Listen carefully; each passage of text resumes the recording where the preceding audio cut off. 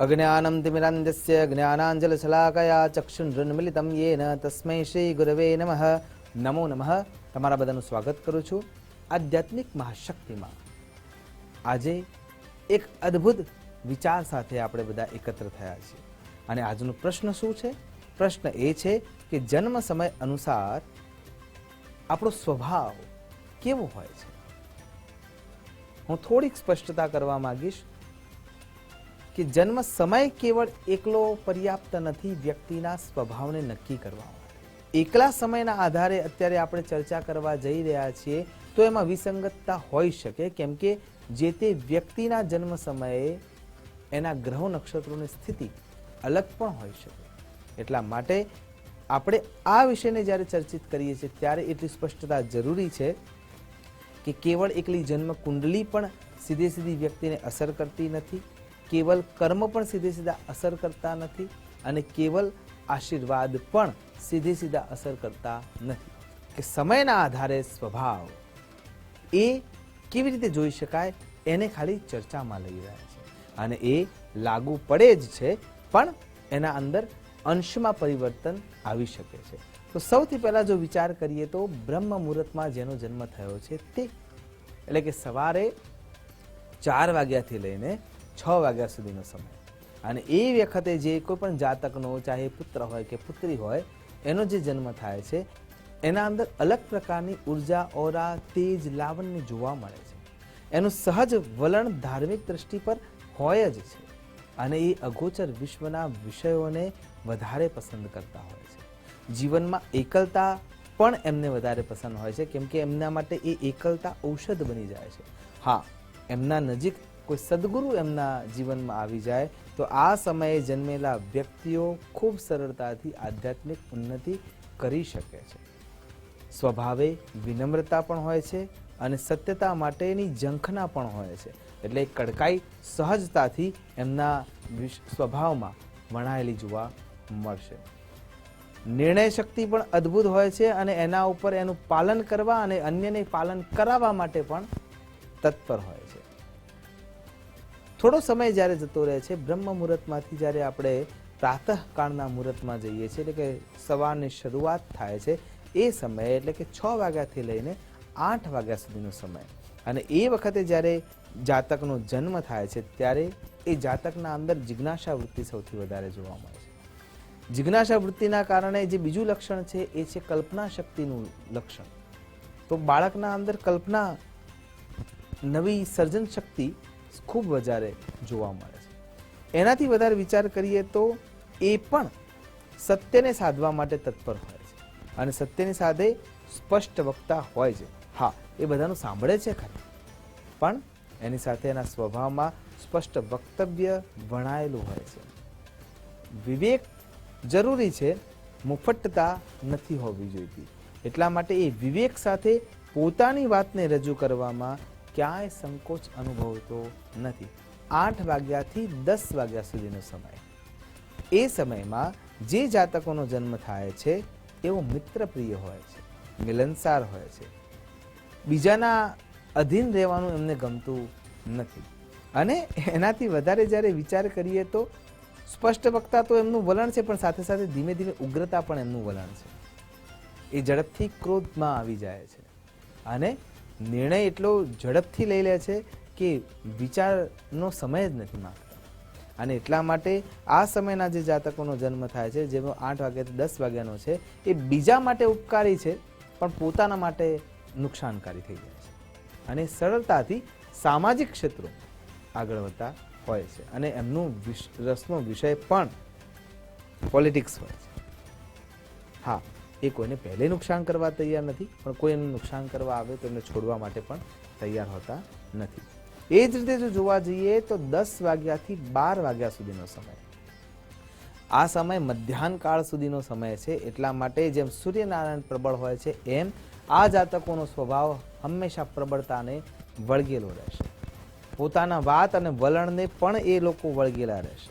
સૂર્યનારાયણ જેમ તપ્ત થાય છે એમ એ પોતાની વાતના અંદર જો એ સત્યમાં પક્ષમાં હશે તો એ ક્યારેય કોઈના આગળ નમવા માટે તૈયાર નહીં હોય।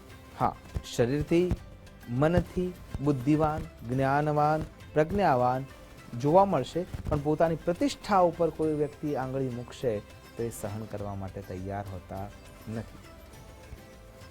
અને જીવન પર્યંત એ કાર્ય પણ એવા કરે છે કે એમની પ્રતિષ્ઠાને ક્યાંય લાંછન ના લાગે. 12 વાગ્યાથી લઈને 2 વાગ્યા સુધી જે વ્યક્તિઓનો જન્મ થાય છે એ બધા જ વ્યક્તિઓ મોટાભાગે મહેનતકશ વ્યક્તિઓ હોય છે, અને ખાસ કરીને શારીરિક શ્રમ કરવા માટે એ લોકો વધારે તૈયારી દાખવે છે. શરીરના માધ્યમથી મહેનત કરીને જ કમાવવું એ એમનું વલણ હોય છે. શરીરની સુખાકારી સારી પણ હોય છે, એટલા માટે શરીર ઘાટીલું પણ હોય છે, સુંદર હોય છે. નિર્ણય શક્તિ ખૂબ જ ઝડપીથી એ લઈ લે છે, ત્વરિતતા એમાં હોય છે, પણ એમાં વિચાર હોતો નથી. અને વિચાર ન હોવાના કારણે થઈને એ સાવધાની વર્તવામાં માનતા નથી. જે મનમાં આવે છે એ કરવામાં માને છે. શુક્રની સ્થિતિ બદલાતી હોય છે ત્યારે એ આળસ પણ અનુભવે છે. એટલે બપોરે 12 વાગ્યાથી લઈને 2 વાગ્યા સુધીના સમયમાં જે જાતકોનો જન્મ થાય છે એવો થોડાક સમય માટે વધુ પ્રમાદી થઈ જાય છે, અને પછી જ્યારે સમય બદલાય છે ત્યારે એ વધારે શારીરિક શ્રમ પણ કરવા માટે તૈયાર થઈ જાય છે. બપોરે 2 વાગ્યાથી લઈને 4 વાગ્યા સુધીના સમયના જે જાતકો છે એ સન્માન મેળવવા માટે ખૂબ પ્રયત્ન કરતા હોય છે, નિડર હોય છે, સાહસી હોય છે, ધર્મપ્રેમી હોય છે અને સરળ પણ હોય છે. એમના મનનો વિષય સૌથી વધારે ગણિત હોય છે, અને સરળ સ્વભાવના કારણે મિત્ર વર્તુળ એમને વધારે સારું મળી શકે છે, પણ એ પોતાના હિત શત્રુઓને ક્યારેય ઓળખી શકતા નથી. 4 વાગ્યાથી લઈને 6 વાગ્યા સુધીના અંદર જે જાતકોનો જન્મ થાય છે તેઓ સ્વાભિમાની છે, જવાબદારી નિભાવનારા છે, સંવેદનશીલ છે અને સહિષ્ણુ છે. એ બીજાને દુઃખી જોઈ શકતા નથી.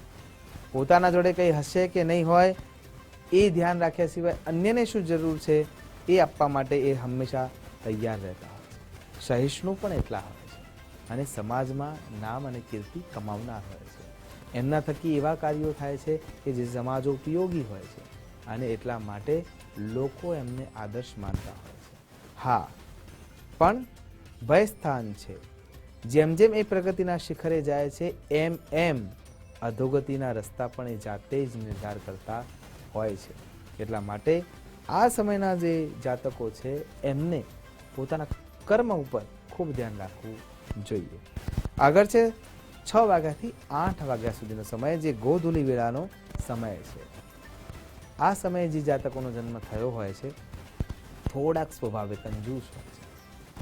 ધંધાને આગળ વધારવા માટે એમની પાસે જે આઈડિયાઝ છે એવા બીજા કોઈ પાસે નથી. હા, એ આઈડિયાનો અમલ કરીને રૂપિયા કમાય છે પણ ખરા, પણ એનો ઉપયોગ કરવામાં ક્યાંક કચાશ અનુભવે છે. એમની પાસે આળસ પણ છે, શબ્દોમાં જૂઠાપણું પણ છે, પણ એ જૂઠાપણું કેવલ એક ભૌતિક લાભ પૂરતું જ એ રાખે છે. સમાજ માટે નહીં, પરિવાર માટે નહીં, વ્યવસાયના અંતર્ગત જ એ એનો ઉપયોગ કદાચ કરતા હોય છે, પણ એની સાથે એમનું જીવન છે ને મુખવટાવાળું હોય છે. બહાર કંઈક અલગ દેખાય છે, અંદર કંઈક સ્વાભાવિક ચિંતન અલગ છે, પણ એ કોઈને નુકસાન કરવા માટે ક્યારે તૈયાર હોતા નથી. 8 વાગ્યાથી 10 વાગ્યાનો સમય જે રાત્રિકાળનો છે એ સમયમાં જે જાતકોનો જન્મ થયો હોય તેઓ હંમેશા ત્વરિતતાથી નિર્ણયો લેવામાં માનતા હોય છે. વિચારવંત, જ્ઞાનવંત, શક્તિવંત હોય છે, પણ એમને ચોક્કસ ધ્યેય નક્કી કરવામાં ખૂબ ટાઈમ લાગી જાય છે. જો એવા સમયમાં જન્મેલા જાતકો એમનો ધ્યેય જો નક્કી કરી રાખતા હોય તો 100% એ બહુ જ મોટું કાર્ય કરી શકે. 10 વાગ્યાથી લઈને રાત્રિના 12 વાગ્યા સુધીના સમયમાં જે જાતકોનો જન્મ થયો છે તેઓ અગોચર વિશ્વના વિષયને લઈને, તર્કશાસ્ત્રના વિષયને લઈને, વાણીના વિન્યાસ સાથેના વિષયને લઈને ખૂબ આગળ વધી શકે છે. સ્વભાવગત ઉગ્રતા એમાં વ્યાપ્ત છે, સ્વભાવગત સમજ પણ એમાં વ્યાપ્ત છે. બીજાને સમજાવવા માટે એમની પાસે વૈજ્ઞાનિક દ્રષ્ટિના ધરાતલ બિંદુ ઉપરથી સિદ્ધ થતા નિર્ણયો છે. વિચાર એટલો બધો બહોળો હોય છે કે એમને આખો પરિવાર નહીં, આખું પૃથ્વી પોતાનું ઘર દેખાતું હોય છે, અને એટલા માટે એ વિચાર સાથે બીજાને પણ જોડી રહે છે. એકલા પ્રગતિ એ ઈચ્છતા નથી. 12 વાગ્યાથી લઈને 2 વાગ્યા સુધીનો સમય, એ સમયના અંદર જે જાતકોનો જન્મ થયો છે એ જાતકો ભૌતિક સુખાકારી પાછળ વધારે હોય છે. અને ભૌતિક સુખાકારી ભોગવવાની સાથે સાથે એમને લેવિશનેસ લાઈફ જોઈએ છે. એમને દુનિયાને સર્વશ્રેષ્ઠ વસ્તુઓનો ઉપભોગ કરવાની ભાવના સૌથી વધારે હોય છે. અને એનાથી આગળ જ્યારે એ પોતાના કર્મથી એ કમાય છે ત્યારે એ ધીમે ધીમે અભિમાનમાં પણ જતા રહે છે. રાત્રિના 2 વાગ્યાથી લઈને 4 વાગ્યા સુધીના સમયમાં જે જાતકોનો જન્મ થયો છે એ જાતકો યોગિક શક્તિઓને જો આત્મસાત કરવા માગે તો બહુ જ સરળતાથી આત્મસાત કરી શકે છે. કેમ કે સ્વભાવગત એમનામાં સ્થિરતા છે.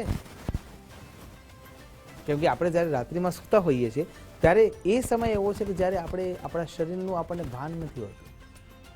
એટલી ગાઢ નિદ્રામાં આપણે પહોંચી ગયા છે. તો એ સ્વભાવ સીધે સીધો એમને મળવાનો છે, સ્થિરતાનો.